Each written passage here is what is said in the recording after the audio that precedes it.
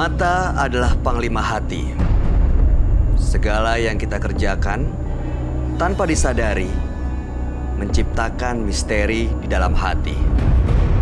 Baik, jahat, pilu, atau bahkan cerita ironis. Semua akan kita kuak di mata batin. Malam hari ini ada bintang tamu yang sudah menemani saya, ada Hilda Fitria. Selamat malam. Malam, Kak. Hilda Fitria, menurut informasi kamu punya pengalaman mistis gitu ya? Yang Iya, ada betul. kaitannya dengan mistis. Boleh ceritakan kita semua? Iya. Jadi sebelumnya di sini aku mau bercerita. Jadi aku ini pernah punya pacar. Jadi pacar aku ini terlalu posesif dengan aku gitu loh. Jadi dia nih sering banget ngelarang aku untuk pergi sama temen atau pergi kemanapun aku, dia selalu ngelarang dan dia selalu ingin tahu gitu loh aku pergi dengan siapa, kemana gitu. Jadi sebelum aku putus dengan dia ada ngasih minyak wangi ke aku. Beberapa hari kemudian antara aku sama dia ada perdebatan gara-garanya dia ini marah aku pergi dengan teman sekolah aku gitu. Sampai akhirnya udah, karena itu minyak wangi dari dia, jadi aku kan sering banget pakai ya. Setelah 2 hari kemudian aku berantem sama dia, aku jatuh sakit. Dan aku masih bingung di situ sakitnya aku ini sakit apa gitu. Yang pertama aku nggak bisa makan, aku nggak bisa tidur, dan aku di tempat tidur aja, geletak di tempat tidur aja dengan keadaan lemes itu kurang lebih 2 minggu. 2 minggu? 2 minggu. Tapi sekarang sudah putus?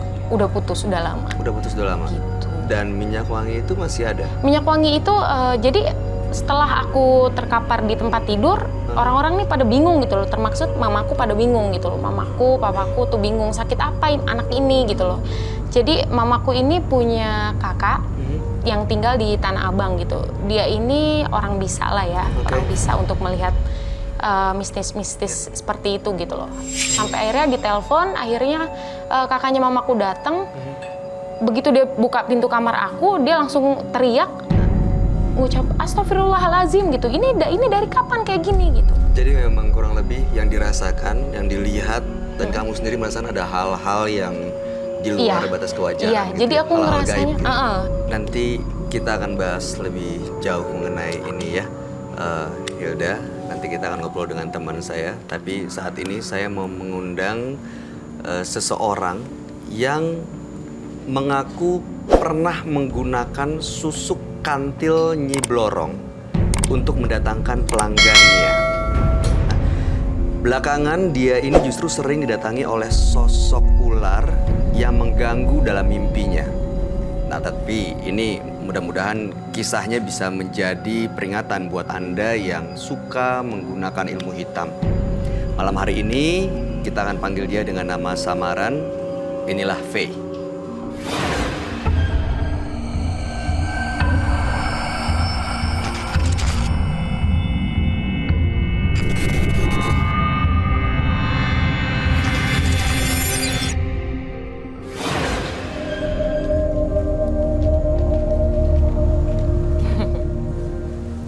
Silakan, Faye. Selamat malam. Iya, malam. Apa kabar, Faye?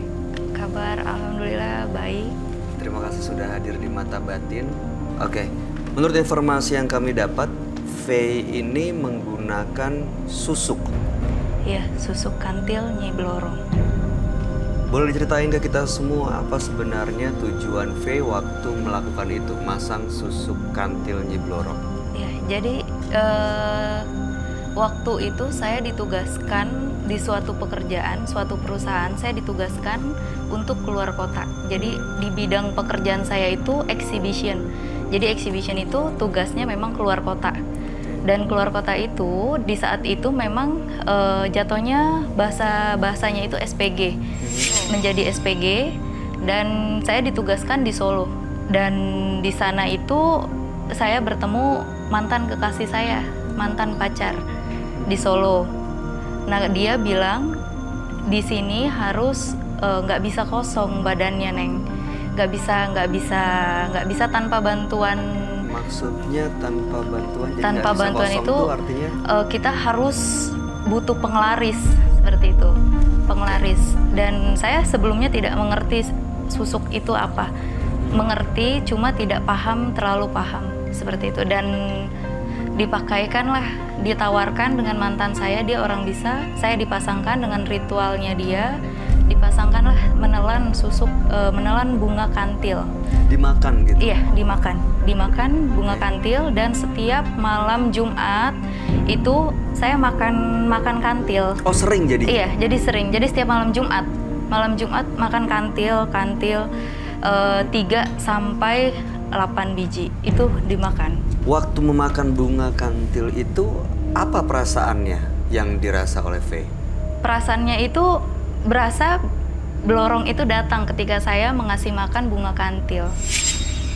Seperti itu. Karena waktu itu dikasih gelang tetapi itu sudah dilepas ketika saya balik ke rumah.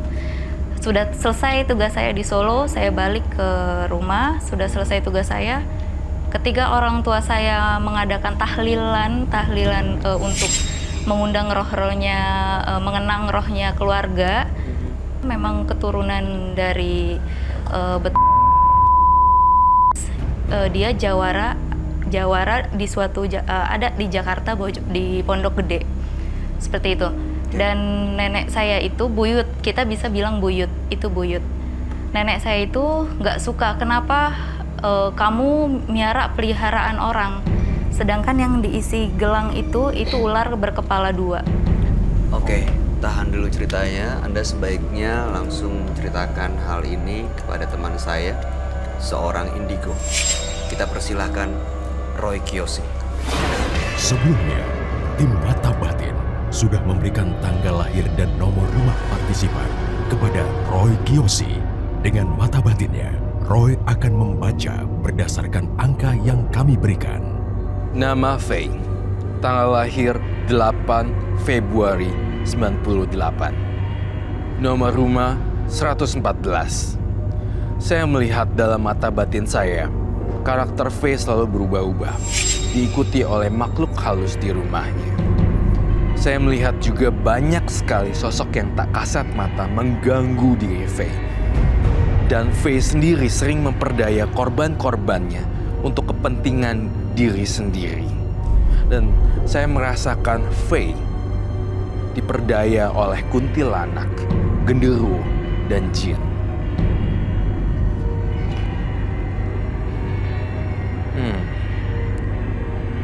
Saya merasakan ada seseorang yang membisiki saya.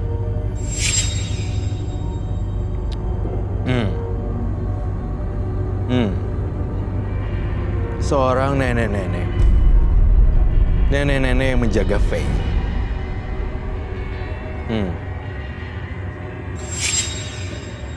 Saya melihat nenek-nenek ini memang ada kaitannya dengan Faye.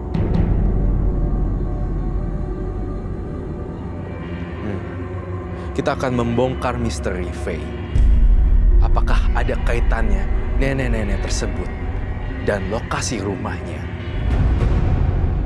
Kita akan kuak di sini.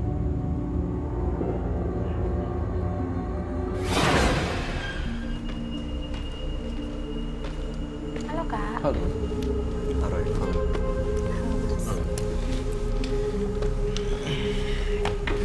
Sebelum saya memulai ini, saya ingin konfirmasi sebentar. Nama betul Faye, Benar, kemudian tanggal lahir 8 bulan 2 tahun 98. benar. Benar. Kemudian nomor rumah 114. Iya, benar. Dan kita tidak pernah mengenal satu sama lain sebelumnya, betul? Betul. Dan saya mohon supaya apa yang saya bacakan di sini kamu berkata untuk jujur, ya? Iya. Baik. Saya melihat Faye dalam penglihatan batin saya rasa saya langsung melihat gambaran seperti ini. Gambar apa, Roy? Ini sejenis seperti kelabang yang saya lihat di sini, dan saya merasakan aura Nyi Blorong yang ada di dalam tubuh Faye. Dan saya merasa Faye itu bukan korban, tapi pelaku. Ini sejahat apa Nyi Blorong ini sebenarnya, Roy? Saya melihat sejahat. Jadi karakter V ini justru malah kayak Moody. Apakah betul? Naik dan turun, naik dan turun, naik dan turun, naik dan turun. Kecenderungan marah. Iya, benar Mas. Marah tanpa adanya sebab gitu. Tapi ada satu hal yang saya lihat juga di mata batin saya. Malam satu suro. Saya ngelihat kamu tuh melakukan satu ritual ya. Iya, benar Mas. Itu ritual untuk pemasangan susuk kantil Nyi Blorong. Dilakukan pada malam satu suro, itu ritualnya, dan memakan bunga kantil.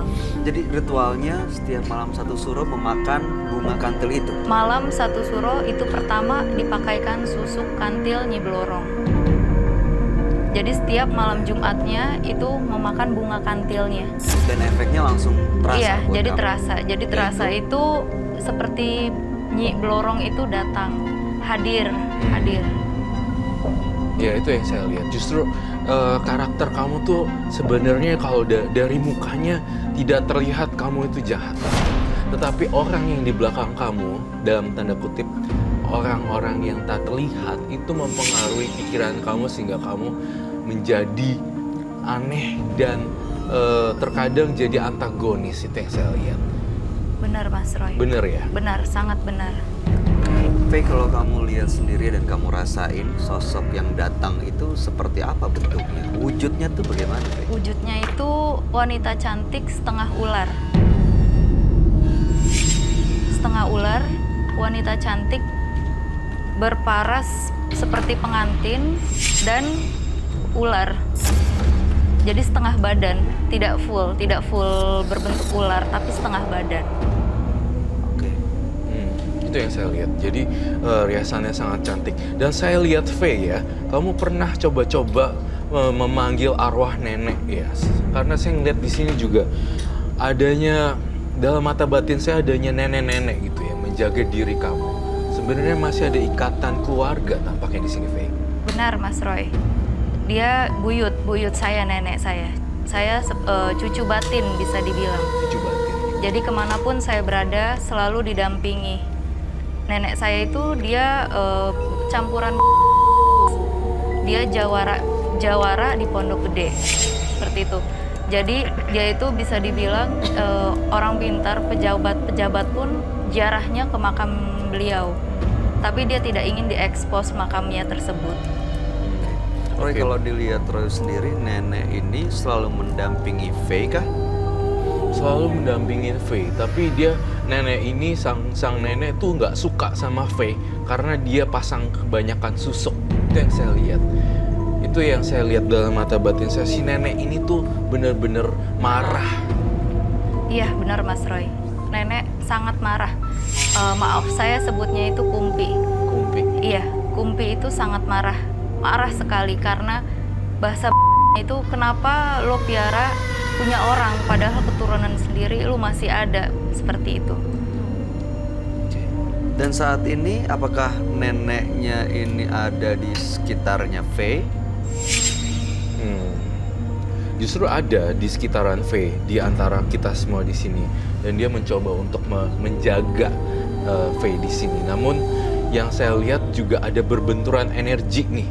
Ada yang neneknya satu ingin menjaga, ada satu lagi bentuknya ular, setengah ular yang saya lihat ya. Dan yang Faye lihat juga setengah ular, bukan? Iya, benar Mas Roy. Sebenarnya tidak cuma ular, ada kelabang juga.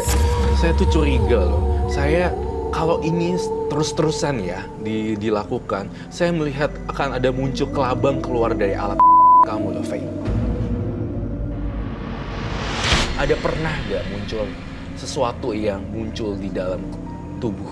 Jadi bukan kelabang seperti ular kaki seribu, binatang kaki seribu.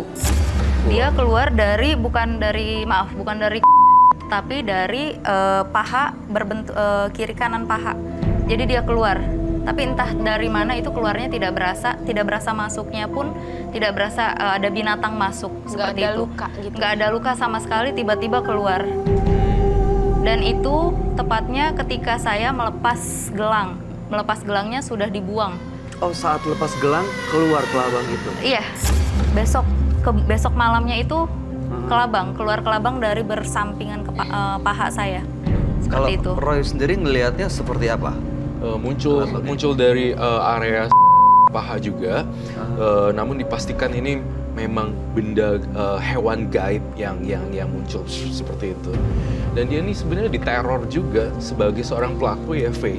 Kamu tuh sebenarnya harusnya nyesel ya, udah sampai sejauh ini tuh menggunakan susuk seperti ini kan, jadinya hidupnya jadi nggak tenang ya. Iya, benar, Mas. Rezekinya, saya ngelihat rezeki Faye juga jadi morat-marit gini gitu. Aku ngelihatnya jadi kacau. Iya, benar Mas Roy. Karena banyak negatifnya setelah memakai susuk kantil Nyi Blorong tersebut.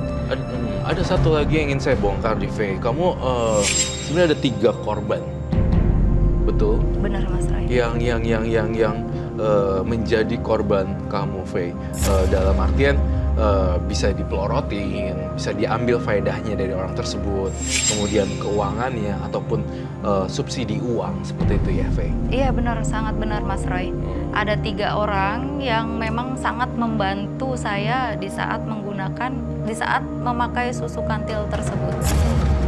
Kemudian saya juga lihat di sini ya, saya ngeliat entah kenapa ya, Faye, mohon maaf saya mohon permisi. Saya lihat kamu taruh tangannya di meja.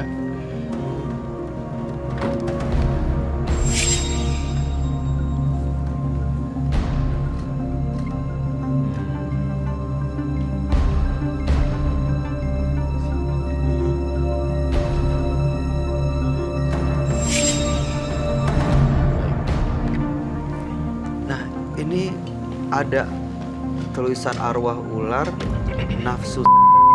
Ada hubungannya dengan korban-korbannya tadi itu, Roy? Iya, jadi Faye punya gairah yang sangat tinggi sekali terhadap seorang pria seperti itu. Jadi ada saling kecocokan antara korban dengan Faye ketemu jadi satu seperti itu. Itu yang saya rasakan. Dan arwah ular ini juga yang mempengaruhi kondisi Faye. Jadi berubah-ubah seperti pengen ngorotin, pengen ini, pengen itu. Itu yang saya rasain sih, Faye. Iya, benar. Dari 3 orang tersebut yang saya porotin uangnya, memang salah satu ada yang meminta untuk berhubungan badan. Tetapi di situ saya mencoba untuk menahan aura nafsu saya yang besar kepada mereka bertiga tersebut. Karena saya berpikir uang. Ketika saya berhubungan badan dengan mereka bertiga, saya gagal. Saya merasa saya gagal. Seperti itu, Mas Roy. Jadi kamu mendapatkan uang kamu dari mereka bertiga, dan ada 1 orang yang sebenarnya kamu juga tertarik tapi kamu tahan. Iya,